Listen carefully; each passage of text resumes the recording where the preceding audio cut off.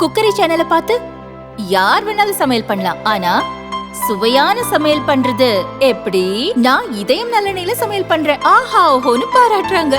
நீங்களும் இதயம் நல்லெண்ணெயில சமையல் பண்ணுங்க, பாராட்ட வாங்குங்க. தினம் தோறும் வாங்குவே இதயம் இதயம். சமத்துவம், சமூக நீதி, பெண்ணுரிமை உள்ளிட்ட உயர்ந்த கொள்கைகளுக்காக பாடுபட்டாங்க. பேரறிஞர் அண்ணாவும் தலைவர் கலைஞரும் தங்களுடைய ஆட்சி காலங்களில் ஏழை எளிய மக்கள் எல்லா துறைகளையும் ஏற்றம் பெறுவதற்கு எடுத்துக்காட்டான பல முற்போக்கான சமூக பொருளாதார நலத்திட்டங்களை நிறைவேற்றினாங்க. இப்படி தமிழ்நாட்டோட அரசியல் என்பதே சமூக நீதி அரசியலாகத்தான் இருக்கு. தமிழ்நாட்டில் பொருளாதார வளர்ச்சியோட பயன்கள் சமூகத்தோட அனைத்து பிரிவினருக்கும் சென்றடைஞ்சிருக்கு. ஐநா மன்றத்தின் மானுட மேம்பாட்டு குறியீடுகளான தனிநபர் வருமானம், கல்வி, பொது சுகாதாரம், பெண் உரிமை, சுற்றுச்சூழல் பாதுகாப்பு போன்ற குறியீடுகள்ல இந்திய மாநிலங்களோட ஒப்பிட்டா தமிழ்நாடு பல துறைகள்ல முதன்மை மாநிலமாக தொடர்ந்து திகழ்ந்து வருது.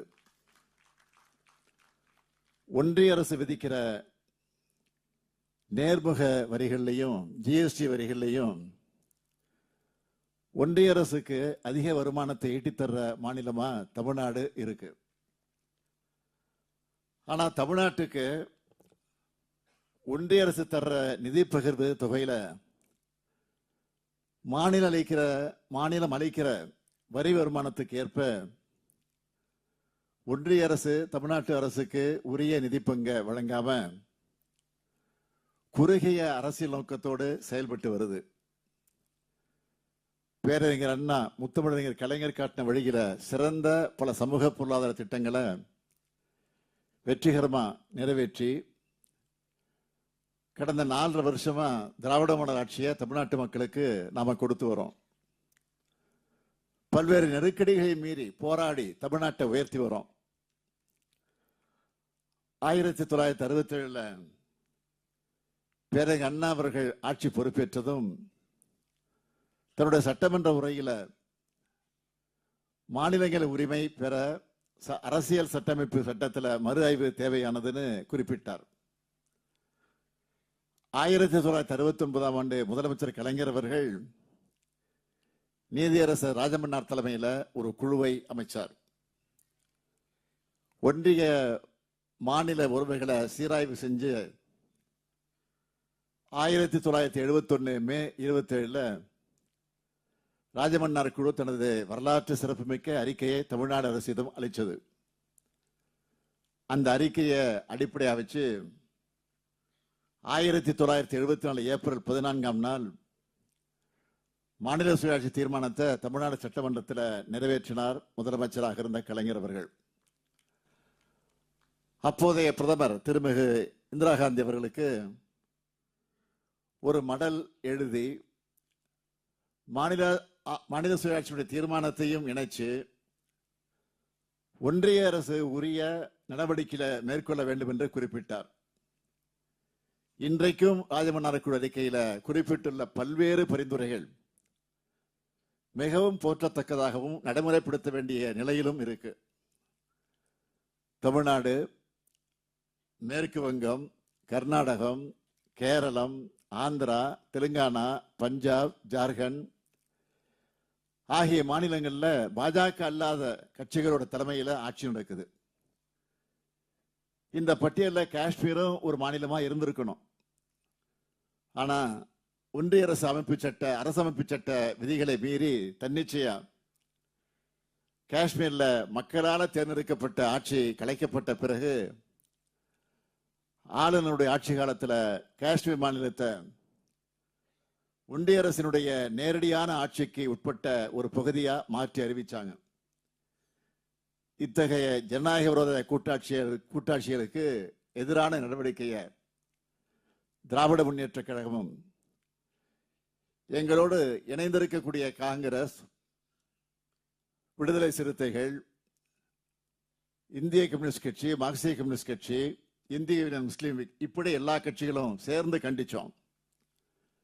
இது போன்ற நிலை தொடரக்கூடாது, மாநிலங்களுடைய உரிமைகள் தொடர்ந்து பறிக்கப்படக்கூடாது என்ற உணர்வுல தான் மீண்டும் 50 ஆண்டுகள்ல கூட்டாட்சிக்கு எதிராக நடைபெற்ற நிகழ்வுகளை ஆய்ந்து உரிய அரசமைப்பு சட்டத்தை, அந்த திருத்தத்தை மேற்கொள்வதற்கு உச்ச நீதிமன்றத்தினுடைய முன்னாள் நீதியரசர் மாண்புமிகு குரியன் ஜோசப் தலைமையில ஒரு உயர்நிலை குழுவை நியமிச்சிருக்கிறோம். 1983 கர்நாடகா மாநிலத்தில் நடந்த தென்னிந்திய மாநிலங்களுடைய முதல்வர்கள் மாநாட்டை தொடர்ந்து அன்றைய ஒன்றிய அரசு உச்சநீதிமன்ற மேலாள் நீதியரசர் திரு சர்க்காரியா தலைமையில 1983 ஒரு குழு அமைச்சது. நீதியரசர் சர்க்காரியா குழு 1988 தன்னுடைய அறிக்கையை வெளியிட்டது. இந்த ஆணையத்தினுடைய அறிக்கையில ஒரே ஒரு இடத்துல மாநிலங்களுக்கு ஆதரவா என்ன சொல்லியிருக்காங்க என்றால், இந்தியாவில் பொதுவாக பெருமளவில் அதிகார குவிப்பு நடைபெற்று வருகிறது. இதை தடுப்பதற்கு பயனுள்ள வகையிலும் மனசாட்சியுடனும் எல்லா நேரங்களிலும் முயற்சிகளை மேற்கொள்ள வேண்டும். அளவுக்கு மீறிய அதிகார குவியல்களால் ஒன்றிய அரசுக்கு இரத்த கொதிப்பும் மாநில அரசுகளுக்கு இரத்த சோகையும் ஏற்பட்டுள்ளது. இதன் விளைவு என்னவெனில், நோயற்ற தன்மையும் திறமையும் தான் இதனுடைய வெளிப்பாடாக உள்ளது.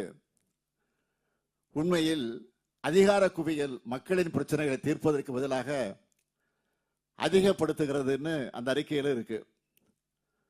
சர்க்காரியா ஆணையம் குறிப்பிட்ட இந்த கருத்துக்களுக்கு ஏற்ப மாநிலங்களுக்கு அதிக அதிகாரங்களை வழங்கும் வகையில் இந்த ஆணையம் அரசமைப்பு சட்ட திருத்தங்களை மேற்கொள்வதற்கு உரிய பரிந்துரைகளை செய்யல என்பதையும் நான் இங்கே குறிப்பிட்டாகணும். சர்க்காரியா ஆணையத்தின் அறிக்கை வெளிவந்த பிறகும் நாடாளுமன்றத்தில் பல சட்டங்களின் வழியாகவும் அரசியலமைப்பு சட்ட திருத்தங்கள் வழியாகவும் ஒன்றிய அரசு கிட்ட பல அதிகாரங்கள் தொடர்ந்து குவிக்கப்பட்டு வருது. ஐக்கிய முற்போக்கு கூட்டணி ஆட்சியில மாநிலங்களின் உரிமைகளை நிலைநிறுத்த ஆய்வுக்குழு அமைக்கணும்னு திமுக வலியுறுத்தியதை தொடர்ந்து 2007 உச்சநீதிமன்றத்தினுடைய முன்னாள் தலைமை நீதியரசர் புஞ்சி அவர்களுடைய தலைமையில ஒரு ஆணையம் அமைக்கப்பட்டது. இந்த ஆணையத்தினுடைய பரிந்துரைகளால் பல முக்கியமான என்னவென்று கேட்டால், ஆளுநரை எப்படி நியமனம் செய்யணும் என்பதுதான். கட்சி சார்பற்ற முறையில் நடுநிலையா செயல்படக்கூடிய சிறந்தவர்களாக தேர்ந்தெடுத்த அந்த மாநில முதலமைச்சரோட கலந்து ஆலோசித்து ஒன்றிய அரசு நியமனம் செய்யணும்னு புஞ்சி ஆணையம் தனது பரிந்துரையை வழங்கியது. இந்த ஆலோசனையை கூட ஒன்றிய அரசு இன்று வர ஏத்துக்கலன்னு பார்க்கிறோம். தமிழ்நாடு தற்போதைய ஆளுநர் செயல்பாடுகளை வச்சே நாம தெரிஞ்சுக்க முடியும். இது போன்ற எண்ணற்ற சட்ட குறுக்கீடுகள், நிர்வாக குறுக்கீடுகள் வழியாகவும் பாஜக அல்லாத எதிர்க்கட்சி ஆளக்கூடிய மாநில அரசுகளுக்கு தொடர்ந்து தொல்லை தரக்கூடிய வகையில பல தடைகளை ஒன்றிய அரசு ஏற்படுத்தி வருகிறது. நிதி ஆணையங்கள் சுதந்திரமாக செயல்படுவதையும் ஒன்றிய அரசு தடுக்குது. மாநிலங்களுக்கு அளிக்க வேண்டிய உரிய நியாயமான நிதி பங்கீட்டை மறுக்குது. இதையெல்லாம் மீறி கடந்த 4 ஆண்டுகளா திராவிட மாடல் அரசு பல சிறந்த திட்டங்களை வகுத்து நிறைவேற்றி வருகிறது. நிதி பற்றாக்குறை காலத்தில் கூட சிறந்த முறையில் நிதி மேலாண்மை செஞ்சு 2024-25 11.19 விழுக்காடு எனும் இரட்டை இலக்க வளர்ச்சியை 14 ஆண்டுகளுக்கு பிறகு நாம் அடைந்திருக்கிறோம். நடுநிலை தவறாத நல்லெண்ணம் கொண்ட பல அறிஞர்களும் பொதுநல நோக்கர்களும் திராவிட மாடல் அரசோட சமூக நீதி திட்டங்களை பாராட்டி வரவேற்கிறாங்க. இந்தி மொழியை திணிக்கிறதுல ஒன்றிய அரசு தீவிரம் காட்டி வருது. பல்வேறு மொழி போராட்ட களங்களை எதிர்கொண்டு இந்தி திணிப்பை தமிழ்நாடு முறியடிச்சிருக்கு. ஏராளமான அரசியல் தலைவர்கள், தமிழ் உணர்வாளர்கள், மாணவர்கள் போராடி கட்டாய இந்தியை தடுத்தாங்க. அதனாலதான் 1968 இருமொழி கொள்கையை முதலமைச்சராக இருந்த பேரறிஞர் அண்ணா அவர்கள் சட்டமன்றத்தில் தீர்மானமாகவே நிறைவேற்றினார். தமிழ்நாட்டிலிருந்து எழுப்பப்படக்கூடிய இந்திய ஆதிக்க எதிர்ப்பு மாநில உரிமை முழக்கத்தை இப்போ இந்தியாவோட பல மாநிலங்களில் ஏற்றுக்கொள்ளக்கூடிய நிலைக்கு வந்திருக்கிறாங்க. கர்நாடகா, மேற்கு வங்க மாநிலங்கள்ல இருமொழி கொள்கையை ஆதரிச்சு குரல் எழுப்புறாங்க. 2025 மகாராஷ்டிரா மாநிலத்தில் உத்தவ் தாக்கரே, ராஜ் தாக்கரே இணைஞ்சு இந்திய எதிர்ப்பு பேரணியை நடத்தினதும் பாஜக ஏக்நாத் ஷிண்டே கூட்டணி ஆட்சியோட பாஜக முதலமைச்சர் பட்னாவிஸ் அவர்கள் மராட்டிய மாநிலத்தில் இந்தி கட்டாயம் கிடையாதுன்னு அறிவித்தார். இது இந்தியாவிலே இன்றைக்கு பார்க்கிறோம். இந்திய அளவிலே நடந்துட்டு இருக்கக்கூடிய மிகப்பெரிய மாபெரும் மாற்றம் இது. மாநில உரிமைகளுக்காக தொடர்ந்து தமிழ்நாடு போராடி வருகிறது. இதுக்காக திராவிட இயக்கத்தினுடைய சிந்தனையாளர்களான திரு மருசுலை மாறன், திரு கூசா அனந்தன், ஆலடி அருணா ஆகியோர் சிறந்த ஆய்வு நூல்கள் எல்லாம் எழுதியிருக்கிறாங்க. திராவிட முன்னேற்ற கழகமும் மக்கள் மன்றத்திலும் சட்டமன்றத்திலும் மாநில உரிமைகளை வென்றெடுக்க எல்லா விதமான ஆக்கப்பூர்வமான ஜனநாயக நடவடிக்கைகளை தொடர்ந்து எடுத்து வருது. எனவே மாநிலங்கள் சுயாட்சி பெற தமிழ்நாடு அரசு ஏற்று நடத்தக்கூடிய முதல் தேசிய அளவிலான கருத்தரங்கில உரையாற்ற இருக்கக்கூடிய உச்ச நீதிமன்றத்தினுடைய முன்னாள் நீதியரசர்களும் சட்ட வல்லுநர்களும் பேராசிரியர்களும் ஒன்றிய மாநில உறவுகள் மேம்பட தங்களுடைய சீரிய கருத்துக்களை வழங்க வேண்டும் என்று நான் கேட்டுக்கொள்கிறேன். இங்கே எனக்கு முன்னால் நம்முடைய முன்னாள் நீதியரசர் மாண்புமிகு சிலமேஸ்வரர் அவர்கள் சிறப்பாக உரையாற்றி இருக்கிறார்கள்.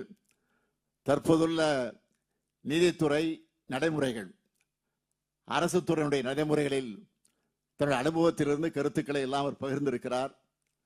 அவருடைய உரை அனைவருக்கும் புதிய கோணத்திலான ஒரு சிந்தனையை நிச்சயமாக தூண்டியிருக்கும். அதுபோல இன்று எல்லோருடைய உரையும் அமையும் என்று நான் நம்புகிறேன்.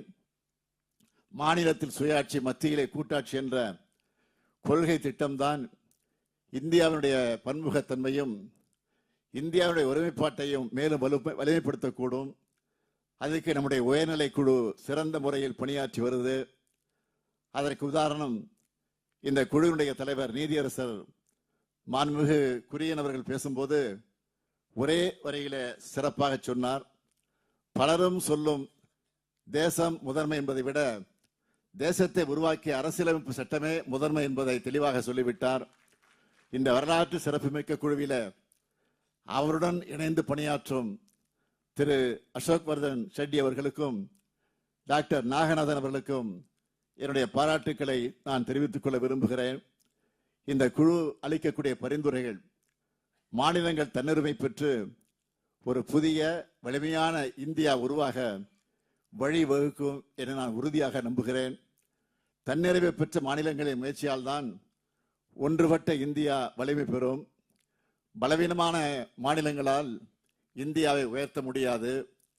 எனவே இந்திய ஒருமைப்பாட்டில் உண்மையான அக்கறை கொண்ட எல்லாரும் மாநில சுயாட்சி கொள்கைக்கு குரல் கொடுக்க வேண்டும் என்று நான் கேட்டுக்கிறேன்.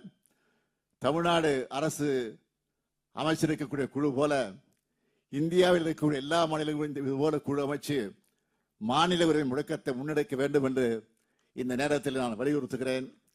மாநில சுயாட்சி, ஒன்றியத்தில் கூட்டாட்சி எனும் விழுமியங்கள் கொண்டதான் இந்திய அரசியலமைப்பு சட்டம் திருத்தம் பெற நாம எல்லா வகையிலும் முயற்சி செய்வோம் என்று சொல்லி நான் இந்த அளவோடு என் உரையை நிறைவு செய்கிறேன். தமிழ்நாடு போராடும், தமிழ்நாடு வெல்லும். தமிழ்நாடு போராடும், தமிழ்நாடு வெல்லும். நன்றி, வணக்கம்.